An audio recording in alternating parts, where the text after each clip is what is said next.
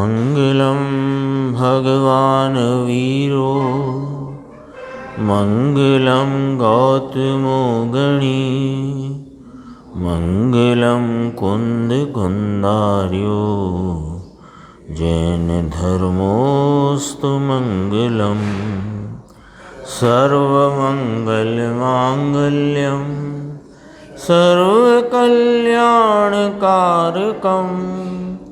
प्रधानं सर्वधर्माणां जैनं जयतु शासनम्। मैं नमो तीर्थनायक को नमो ओंकारवाणी को नमो उन कुंद प्रभु को जिन्होंने ओंकार धारण की। अहो उपकार जिनवर का कुंद का दिव्य वाणी का जिन कुंद ध्वनि दाता उन कहान स्वामी का।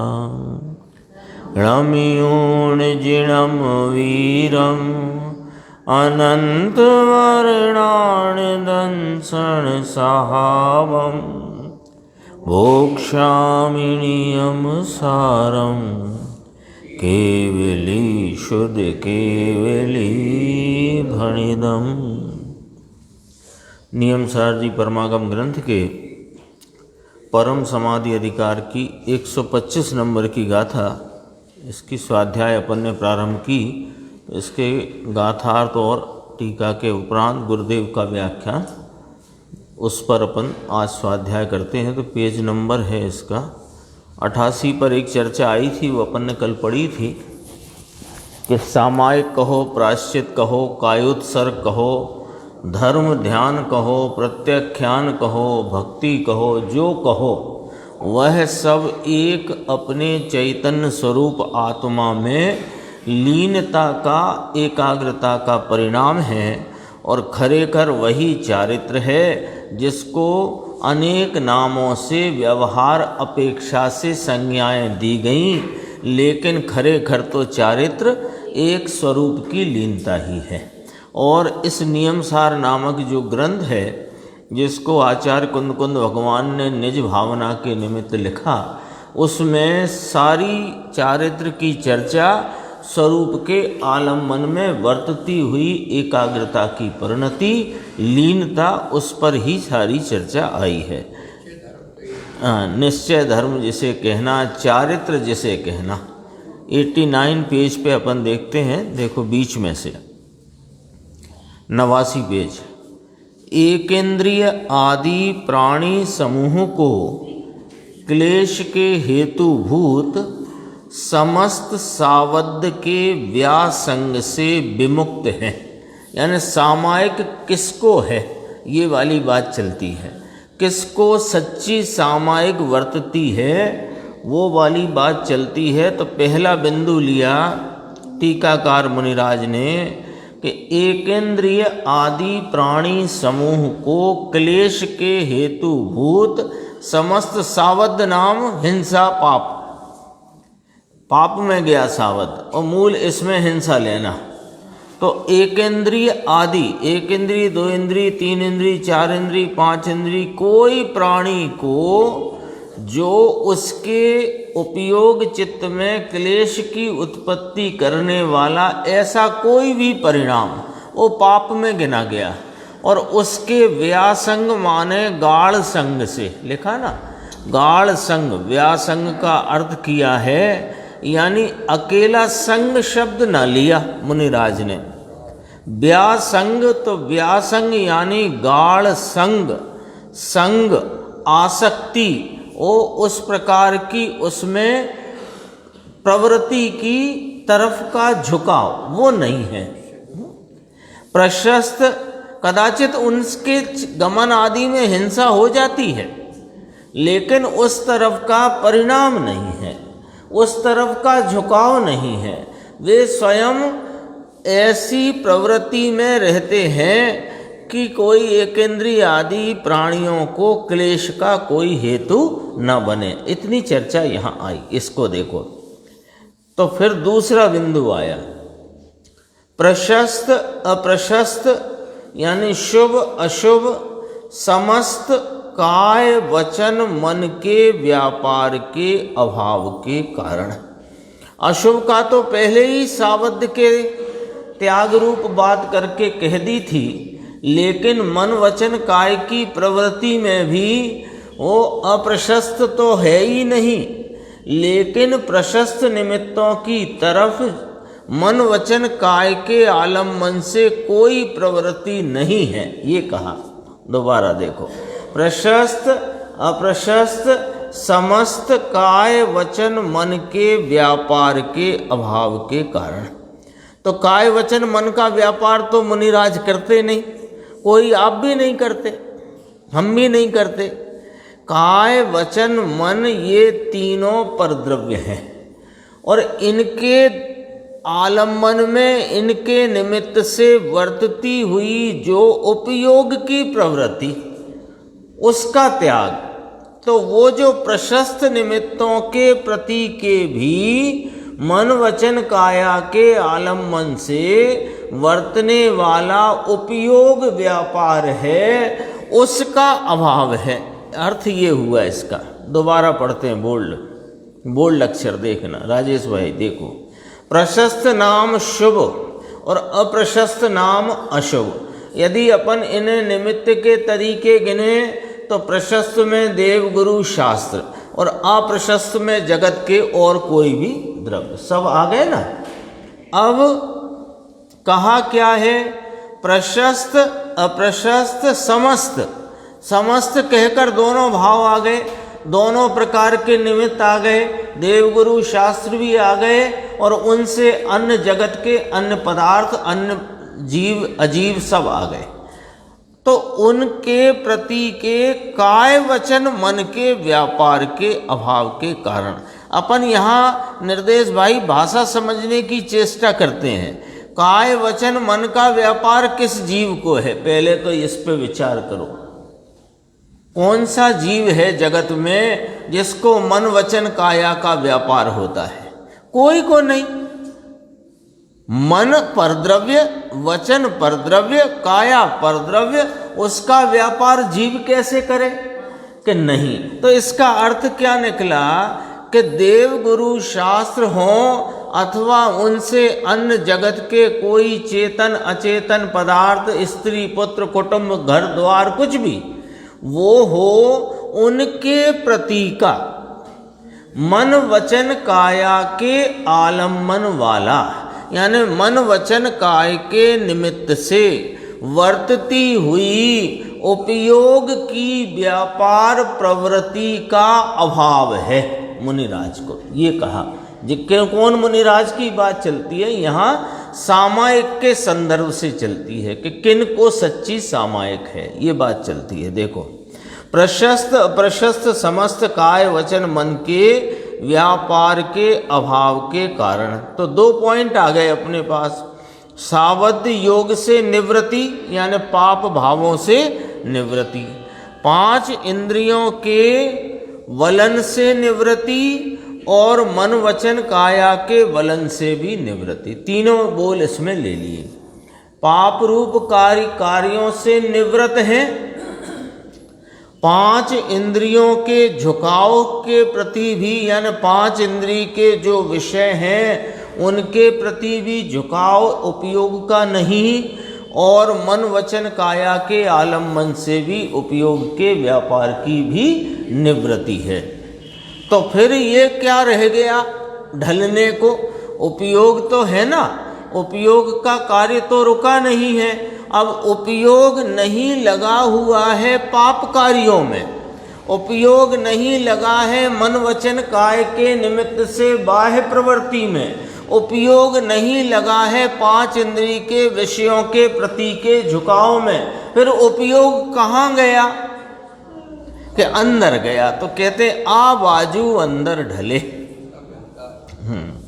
सावध से निवृत्ति करके इंद्रियों तरफ के झुकाव को छोड़ दे करके ढलता है और मन वचन काया के व्यापार को छोड़कर आत्मा में ढलता है।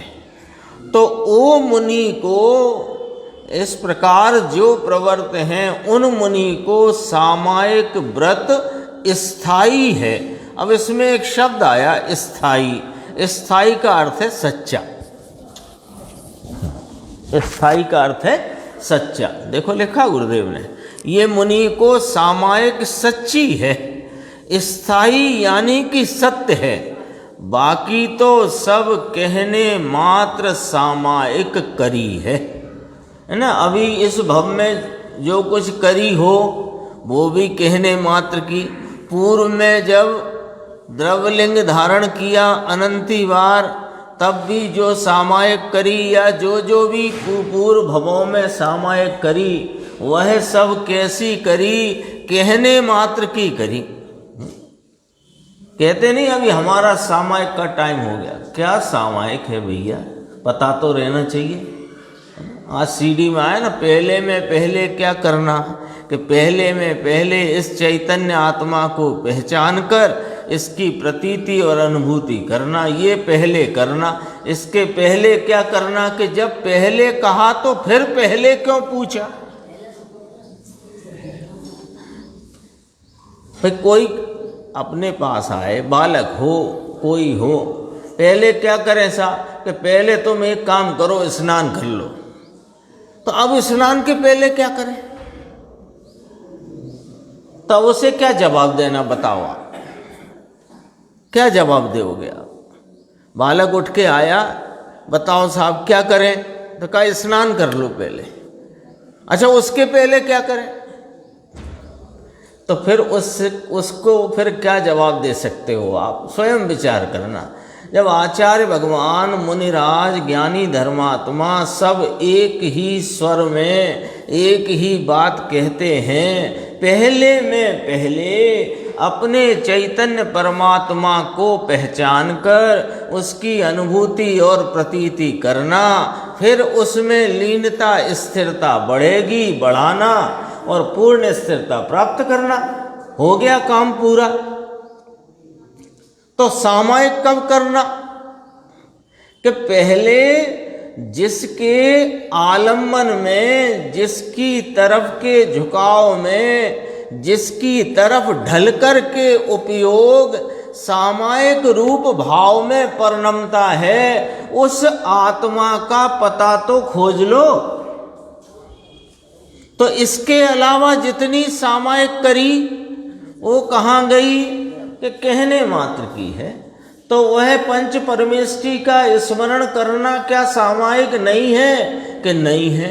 तो लिखा तो है ग्रंथों में, अरे जो जीव अपने आत्मा के स्वरूप को जानते हैं, पहचानते हैं और उपयोग में बरतती अस्थिरता को छोड़कर स्वरूप स्थिरता के लिए प्रयत्नशील होते हैं, वे पहले अन्य जगह से उपयोग को छोड़कर पांच परमेष्टि के स्मरण रूप उपयोग की वृत्ति में आ जाते हैं, आते हैं और उसे भी छोड़कर स्वरूप में चले जाते हैं, तब सामायिक होती है। इतनी बात कही। देखो यह ग्रस्त लोग सामायिक करते हैं ना, सवेरे में उठ के 2 घड़ी सामायिक करी, नमो अरिहंताड़म करके कोई गिनी न गिनी 2 घड़ी निकाले, हो गई सामायिक। पथरनु पाथरी ने वो बिछाया अपना आसन, जो भी चटाई वटाई, और बैठ गए आलती पालती लगा के, और गिनी न गिनी, टाइम निकालो सामायिक का। और टाइम निकालता है। वो एक सेठ जी हो गए थे मेंढक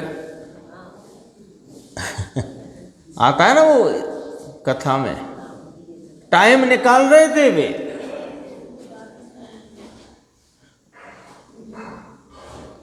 पथरनु पाथरी ने सामायिक। तो हाँ, अब उनके पास घड़ी नहीं थी ना, अब आजकल तो घड़ी हो गई, स्टॉप वॉच हो गई, अलार्म हो गए, पहले तो उनने कहा कि जब तक दिए में तेल है तब तक मुझे करना है, और कोई चला सो दिए में तेल बढ़ाता जाए। अरे ऐसे नहीं होती भैया बापू, कठिन बात है। सावध पने से निवृत्ति, इंद्रियों के विषय से निवृत्ति और मन वचन काया के योग से निवृत्ति। ये चर्चा हो गई अपनी किस प्रकार निवृत्ति है। गाथा 1 में कहते हैं कि इसको सामायिक स्थायी कहने में आई। ये सब बाह्य वस्तु है और बाह्य वस्तु को अपनी मानना ये बहिर आत्मा है। देखो कितनी सरलता से शास्त्र के शब्दों में क्या भाव है वो गुरुदेव श्री अपने सामने रखते हैं। देखो ये सब बाह्य वस्तु हैं। कौन कौन की इंद्रियों के जितने विषय वे बाह्य वस्तु, मन वचन काया ये बाह्य वस्तु, ये इनको अपना मानना ये बहिर आत्मा है। कहा सावध को, 5 इंद्री को, इनके विषय को, मन वचन काया को मेरा मानना ये बहिर वस्तु है।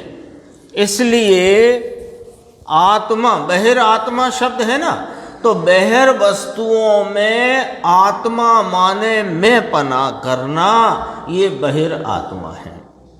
तो बहिर वस्तु को अपनी मानना यानी बहिर आत्मा, और बहिर आत्मा माने मिथ्या दृष्टि।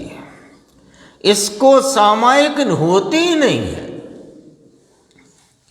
जिसने राग के, अब अपन थोड़ी सी और बारीकी से बात करते हैं। इसमें तो कहा ही सावध रूप परिणाम को, 5 इंद्रियों को, उनके विषयों को, मन वचन काया को और उनके प्रति वर्तने वाले राग को जिसने अपना माना है, तो जिसने बहिर वस्तुओं में, बहिर भावों में आप रूपता करी है, उसका क्या नाम दिया? बहिर आत्मा। क्यों दिया? कि वो बहिर भावों में आत्मपना करता है, बहिर आत्मा। और जो ज्ञानी धर्मात्मा है वो अंतरात्मा नाम क्यों दिया?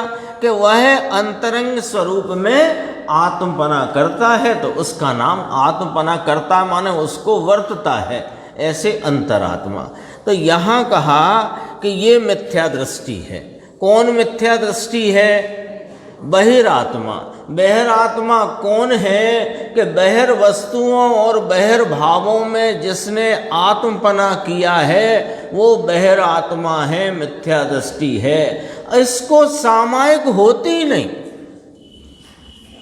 चाहे वह कषाय की कितनी ही मंदता में वर्तता रहे, शुक्ल लेस्या तक के परिणाम में वर्तन करे।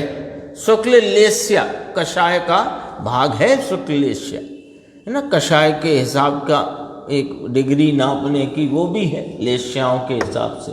तो शुक्ल लेस्या रूप कषाय में परिणत रहे, बहुत मंद कषाय में परिणत रहे, तो भी उसको सामायिक नहीं।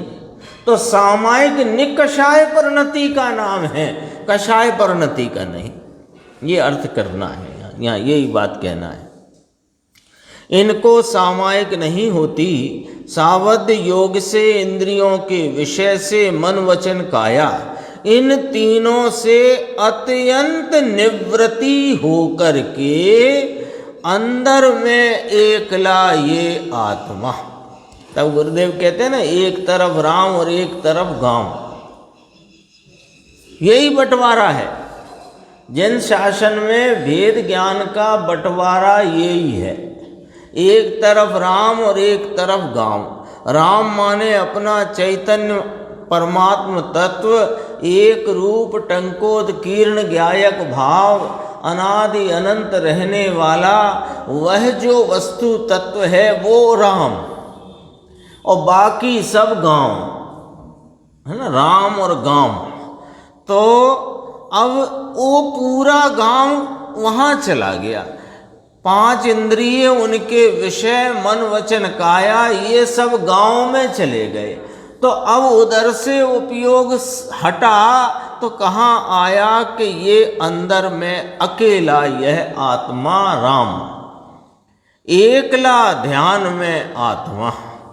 जहाँ एकली माने मात्र आत्मा की समता, आनंद का समता का वेदन, जिसमें पाप आदि कोई असर नहीं, ऐसी दशा को सामायिक व्रत कहने में आया है, आता है। थोड़ा और देखो 91 पेज 91 पे देखो, एक प्रश्न है। मुमुक्षु ने कहा आपने तो 3 शर्तें कही ना इसमें, सावध को छोड़कर, 5 इंद्रिय के विषयों को छोड़कर और मन वचन काया की बाह्य प्रवृत्ति को छोड़कर ये सामायिक है। इसको ही स्थायी सामायिक कहो, सच्ची सामायिक कहो या सामायिक कहो, तो इसी को कहो। ऐसे करके चर्चा आई ना, मुनिराज पद्म ब्रह्मलधारी देव ने फरमाया। तो प्रश्न आया कि ये तो मुनि के लायक सामायिक की बात है, हमारी तो कहो। ये तो आपने जो बात कही ये तो मुनि के लायक की है। अब उसका उत्तर बहुत गंभीर, और गुरुदेव श्री की व्याख्या देखो कितनी स्पष्ट है कि मुनि को सामायिक और गृहस्थ को भी सामायिक होती है ना। देखना, मुनि को सामायिक और गृहस्थ को सामायिक होती है। ये तो विशेष परम वीतराग है ना मुनिराज। तो कहा परम वीतराग संयमी कौन है? मुनिराज। तो मुनिराज की बात उत्कृष्टपने कही, लेकिन नीचे है ये परम वीतराग संयमी नहीं है, लेकिन अल्प वीतराग संयमी है। कौन? श्रावक आदि ग्रस्त हों ऐसे श्रावक, वो भी संयमी तो है। संयमी तो वास्तव में जो असंयत सम्यक दृष्टि कहा गया है वो भी संयत है कायदे से। जो 3 प्रकार के आते हैं ना, आराधकों के 3 प्रकार कहे, एक अविरत सम्यक दृष्टि, एक श्रावक और एक मुनिराज। तो अविरत सम्यक दृष्टि भी, जिसका नाम आगम में असंयत सम्यक दृष्टि कहा जाता है, वो भी संयमी है। क्योंकि स्वरूप संयम को ही तो संयम कहते हैं। बाह्य संयम इतना नहीं है कि उसका वह संयम दिखाई दे, इसलिए उसे असंयत कहा। तो चरणान योग अपेक्षा से वह असंयत है और अध्यात्म अपेक्षा से संयत ही है। क्योंकि बिना स्वरूप के आलम्बन बिना संयम प्रकट होता नहीं। अरे सम्यक दर्शन भी प्रकट होता नहीं बिना स्वरूप आलम्बन के, और स्वरूप आलम्बन का नाम ही संयमन है। अभी अस्थिरता बहुत है, स्थिरता बहुत कम है। श्रावक को स्थिरता बढ़ गई है। कितनी? कि सम्यक दृष्टि जो है 4थे गुण स्थान वाले, उससे असंख्यात गुणी ज्यादा है 5वें गुण स्थान, और मुनिराज को उससे असंख्यात गुणी। थोड़ा फर्क नहीं है, ये तो बहुत संग्रहने से किए हुए गुण स्थान भेद हैं। संग्रहने से 4था और 5वां गिनती में लगाते हैं अपन, तो 4थे के बाद 5वां, अच्छा ये 1 2 3 4 5वां, ऐसे नहीं, उसमें बहुत फर्क है, ऐसा कहते हैं। देखो अभी गुरुदेव ने क्या फरमाया, ये परम वीतराग संयमी नहीं है, किंतु अल्प वीतराग संयमी है। 4थे में भी होता है। मुनि की बात मुख्यता से करते हैं। परम वीतराग ऐसा लिया ना, तो ये मुनि की बात हुई, और महामुमुक्षु लिया है यहाँ, साधारण मुमुक्षु न लिया। मुनिराज महामुमुक्षु, महामुमुक्षु परम वीतराग संयमी को वास्तव में सामायिक व्रत शाश्वत नाम स्थायी है। ये सामायिक का अर्थ देखना भैया, जिसको सम्यक दर्शन होता है, स्वरूप तरफ के वलन से, झुकाव से, पर पूरा जगत पर, तो विकल्प से पूरा जगत यानी विकल्प से लेकर के पूरा जगत, ये कहाँ गया? पर में।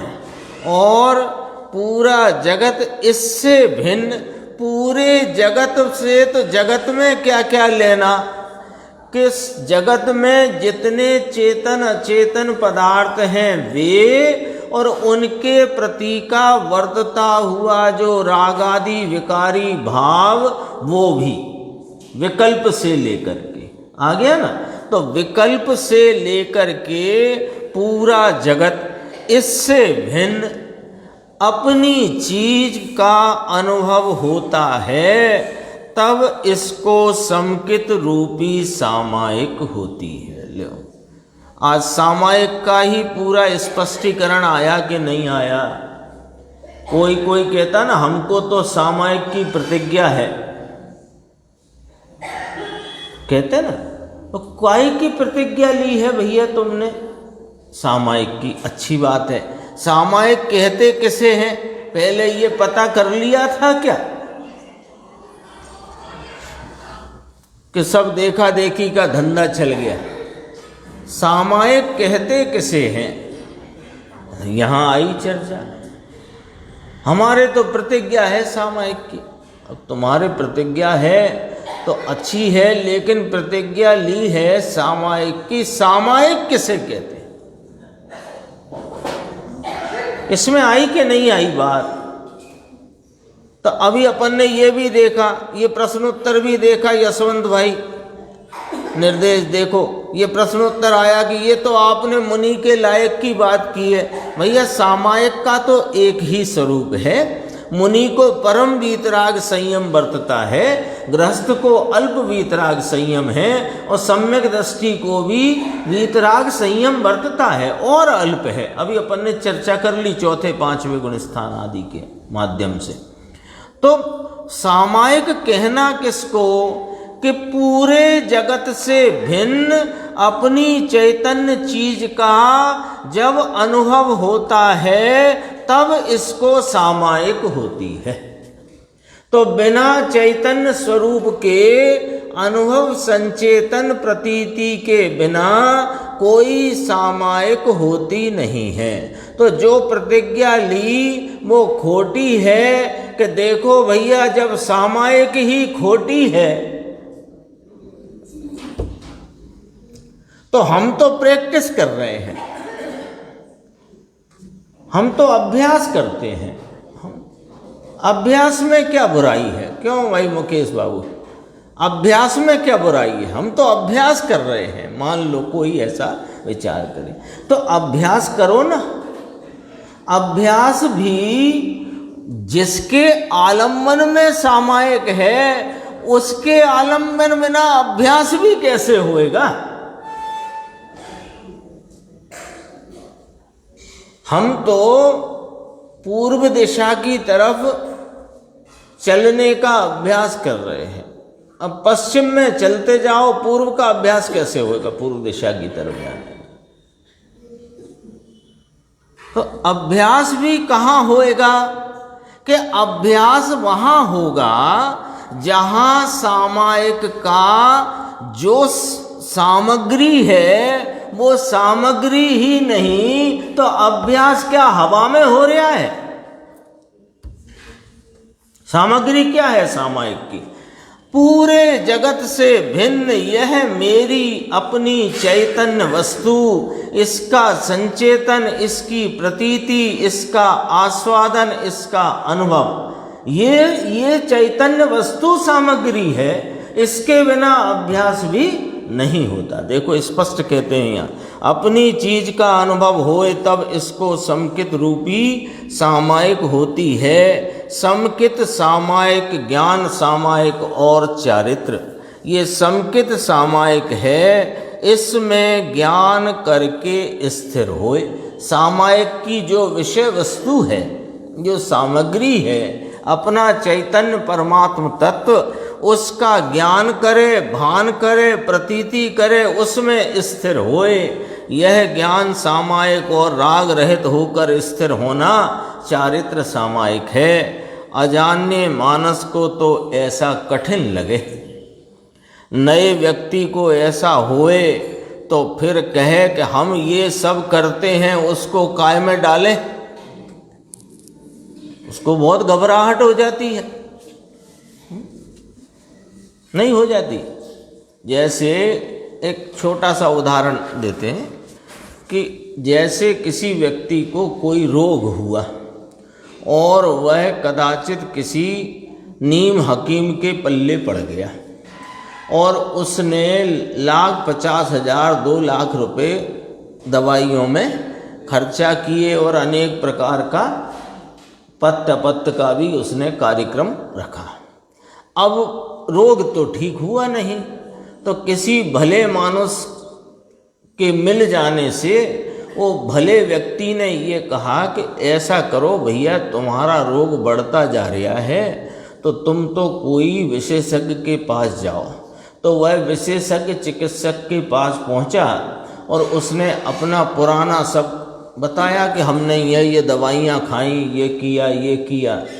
तो वो जो चिकित्सक थे वे बहुत होशियार थे। उन्होंने कहा कि तुमने अब तक जो किया वो इलाज के नाम पे कुछ न हुआ और रोग बढ़ता रहा, तो ये तो तुम फाड़ के फेंक दो। अब उसे क्या रंज बैठ गया कि मेरे 2-4 लाख रुपए की दवाइयाँ और इतना समय फालतू ही चला गया। अब उसे इस बात की खुशी नहीं हो रही कि मैं उस चक्कर से छूट गया और यहाँ सच्चे और अच्छे चिकित्सक के पास आकर के मुझे मेरे रोग के उपचार का वास्तविक रीति, वास्तविक नीति पता लग गई। इसका तो हर्ष हो नहीं रहा, रो रहा है बैठ के, मेरे 2 लाख रुपए की दवाइयाँ फालतू चली गई। ऐसा हो जाता है। अब जिसने अब तक संकित यानी अपने सामायिक रूप भाव की सामग्री, अपना चैतन्य पदार्थ, इसकी पहचान करी नहीं, अनुभूति करी नहीं, संचेतन प्रतीति है नहीं, तो आचार्य भगवान कहते हैं कि भैया जो हुआ सो हुआ, वो कोई सामायिक तो थी नहीं। अब तो तुम एक सबसे पहले अपने इस चैतन्य परमात्म तत्व को पहचानो। वो जो कुछ किया सो वो तो गया। अब वहाँ पर अपने को क्या प्रतिक्रिया होनी चाहिए कि अरे हम अनादि से भटकते थे, हमको किसी ने सच्चा मार्ग बताया नहीं और बल्कि उल्टे मार्ग में ही उलझाया है कि अब हमारा कोई काल पक गया है जो हमको ऐसे सद उपदेश देने वाले आचार्य अथवा ज्ञानी धर्मात्मा मिले। ये मेरा कोई अहोभाग्य है जो मुझे उन्होंने इस सच्चे मार्ग को बता दिया। तो वह उत्साहित होकर हर्षपूर्वक उनके बताए मार्ग पर चलने को उद्यमवंत होता है। और एक ऐसा भी हो सकता है कि लो साहब हमने 50 साल जो कुछ किया वो पानी में गया, उसका क्या करें, पहले उसका हिसाब तो लगवाओ। तो लगाते रहो, 10-20 और बचे हैं वे भी चले जाएंगे। अभी क्या करना, अभी तो जो कुछ हुई बीती ताहे विसार के, आगे की सुध ले। और आगे की सुध देने वाले ये बुद्धिजन, ये आचार्य भगवंत मुनिराज और ज्ञानी धर्मात्मा हमें बता रहे हैं। तो अपने को तो फिर उनकी बात को सर माथे लेकर के उस मार्ग पर चलने को सहर्ष उद्यमवंत होना चाहिए, हर्ष सहित। रोते गाते का काम क्या है यहाँ पर। देखो हम ये सब करते हैं, सामायिक प्रोसद प्रतिक्रमण, ये कुछ भी नहीं है क्या? तो का बदी धूल छे। सब धूल है तुम्हारा। ये अपना होती है 125 गाथा पूर्ण, 203 कलश अपन प्रारंभ करते हैं। पेज नंबर 92 पे देखो। एत्थम मुक्त्वा भव भयंकरम सर्वसावधराशिं नीत्वा नासं विकृतिमनिशं कायवाङ्मानसानाम् अन्तः शोध्या परम कलया सात्मात्मानमेकं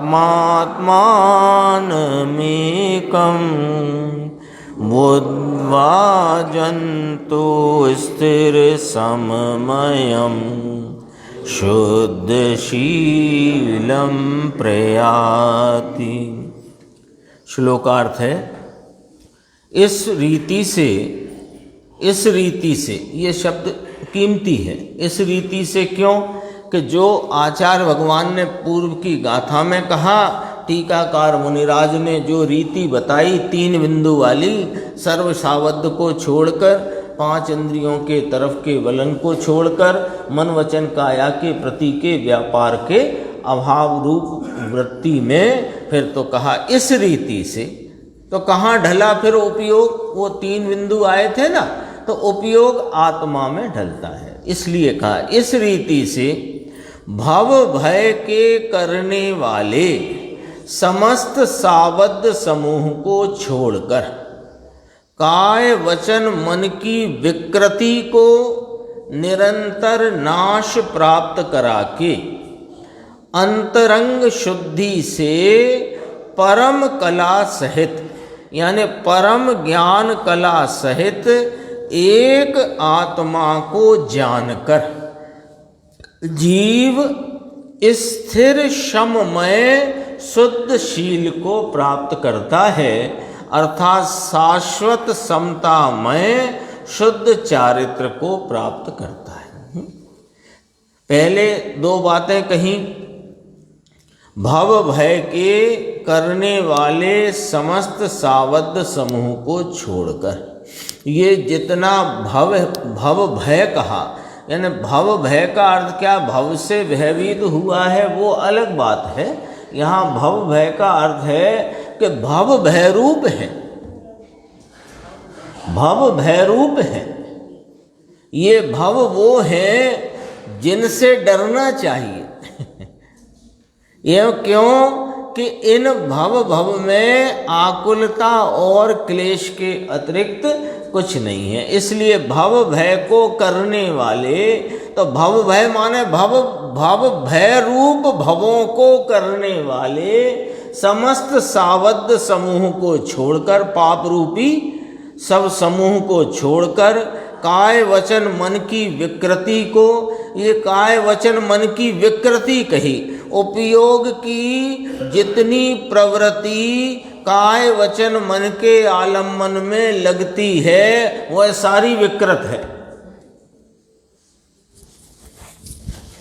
पीछे कह दिया है प्रशस्त अप्रशस्त दोनों, आ गया था ना पीछे वाली गाथा की टीका में, प्रशस्त अप्रशस्त दोनों ये विकृति में गए। विकृति में क्यों गए?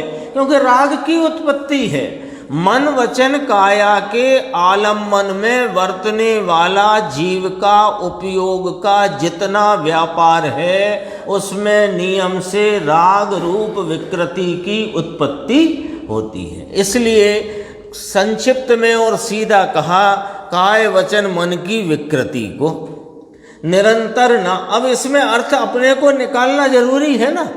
अब अपन के अर्थ निकालने में कि मन वचन काय की, यानी मन वचन काय के द्वारा जो पाप रूप विषयों को भोगने रूप है वो तो विकृति है, और जिनेंद्र परमात्मा के दर्शन में लगता जो मन वचन काय का उपयोग है सो सही है, वो अविकृत है। ये अर्थ नहीं होता है, मन की मर्जी नहीं चलेगी। ये जिनेंद्र परमात्मा का बीत राग की घोषणा करने वाला, वीतरागता के तात्पर्य को उजागर जाहिर करने वाला मार्ग है। यहाँ मुनियों का एक एक शब्द वीतरागता का पोषक होता है, इसलिए वो लगाना पड़ेगा अपने को। देखो अंतरंग शुद्धि से आया ना, देखो यशवंत भाई, काय वचन मन की विकृति को निरंतर नाश पमाड़ी ने प्राप्त कराकर अंतरंग शुद्धि से। अब अंतरंग शुद्धि कैसे होती है? अंतरंग शुद्धि माने स्वरूप में उपयोग की वृत्ति, वो अंतरंग शुद्धि। उससे परम ज्ञान का परम कला सहित, यानी परम ज्ञान कला सहित, परम ज्ञान कला सहित माने अपने स्वरूप में एकाग्रता रूप एक आत्मा को जानकर, तो पहले नहीं जाना था कि जाना था, उसी ही को विषय बनाते हुए, है ना, ये शब्द आया ना, एक आत्मा को जानकर। अब जाने आत्मा कि नाना आत्मा तो पहले ही जाना, पहले ही पहचाना, जाना, अनुभव किया, स्वाद लिया, प्रतीति हुई। उसके उस आत्मा को जानकर माने उपयोग में उसको विषय बना करके जीव स्थिर सममय, तीन शब्द हुए ना। स्थिर माने स्वरूप में एकाग्र रूप परिणति, सम नाम सुख रूप, तो एकाग्रता और सुख रूपता वाली जो स्वरूप में लगी हुई परिणति है, उसका क्या नाम दिया मुनिराज ने? वह शुद्ध शील है। इसका नाम शील है, बाकी सब कुशील है। अर्थात शाश्वत समतामय शुद्ध चारित्र को प्राप्त करते हैं। इसमें एक पैराग्राफ में पढ़ता हूं, नीचे देखना। इस रीति से भव भय के करने वाले जो सावधपना है, यानी पाप रूप भाव है, इंद्री का विषय और हिंसा और पांच इंद्री का विषय और मन वचन काया का प्रवर्तन, ये भव भय का कारण है। भव भय का कारण माने ये भव भय रूपी भव में भटकाने के कारण है, ये भव का कारण है। इस प्रकार भव भय के करने वाले समस्त सावध समूह को, पाप रूप भाव के समूह को छोड़कर एक इंद्री को मारना, ये सावधपना है, भव भय का कारण है। क्योंकि इससे भव होएगा, कहाँ जाएगा? भव ही होगा। देह छूट जाएगी, आत्म सत्ता तो शाश्वत है, तो दूसरे भव में चला जाएगा। ये मूल बात है जो वस्तु स्वरूप के संबंध में, ये बात जब पकड़ में आती है तब जीव हित करने के लिए प्रवृत्त होता है। ये बात पकड़ में नहीं आती जब तक उसे हित के लिए प्रवृत्ति खड़ी नहीं होती है। हित के लिए उद्यम करूं ऐसा भाव ही खड़ा नहीं होता। उसको लगता है कि अभी तो अरब 2 अरब हो गए, मकान हो गए, और थोड़े बढ़ा लेता हूं, लेकिन ये भूल जाता है कि ये भी यहीं रह जाएंगे और ये भी यहीं रह जाएगा, और इसके जितने रिश्तेदार हैं वे भी या तुम्हारे पीछे रह जाएंगे या पहले चले जाएंगे। लेकिन तुम अनादि अनंत हो, तुम्हारी सत्ता अनादि अनंत है, तो तुम्हारा क्या होएगा? इस भव को छूट के कहीं तो जाओगे, तो जहां जाओगे वहां क्या लेकर जाओगे? ये तो कुछ ले जा नहीं सकते, ताम झाम सोना चांदी हीरे जवाहरात, क्या ये रिश्तेदार एक साथ जाने वाला नहीं, तो क्या ले जाओगे? यदि ले जा सकते हो तो इस आत्मा की, इस चैतन्य तत्व की प्रतीति ले जा सकते हो। कोई कहे हम संस्कार ले जाएंगे, कोई संस्कार नहीं जाता है, समझ लेना जरा मेरी बात को। होनहार होगी अगले भव में फिर इस चैतन्य तत्व का वर्तमान परिणाम से आलम्बन लोगे तो तुम्हें प्रतीति होगी। तब कोई पूर्व का कोई परिणाम ज्ञान में आया होगा तो संस्कार कहने में आता है। जाने वाली तो चीज है, वो प्रतीति जाने वाली है। इसलिए बचा हुआ जितना भी समय जिसके पास जितना बचा है उतने उतने समय में अपने चैतन्य तत्व का निर्णय करके उसकी पहचान होकर उसका आलम्बन लेकर उसकी अनुभूति करके अपने स्वरूप की प्रतीति करना, ये वास्तव में भवांतर की तैयारी है। कहते हैं ना, अगले वो सफ़र में जाते हैं, गुरुदेव का उदाहरण है ना, नाश्ता लेके जाते हैं तो ऐसे ही तो नहीं चले जाते हैं, तो नाश्ते में क्या ले जाना कि चैतन्य तत्व की प्रति ये ही जा पाएगी, बाकी कुछ जा नहीं सकता है। देखो फिर ये आत्मसत्ता तो शाश्वत है, दूसरे भव में चले जाओगे, फिर ये भव कब मिलेगा? जिसने सावध्य और इंद्री के विषयों में लीनता करी है, यानी बहिर्मुख वृत्ति में ही जिसकी वृत्ति रही है, मन वचन काया की प्रवृत्ति में अपना पना माना है, यह आत्मा तो भव भ्रमण में भटकेगा। थोड़ी चर्चा और है, अपन आगे की स्वाध्याय में ले। शुद्ध स्वरूपी अविनाशी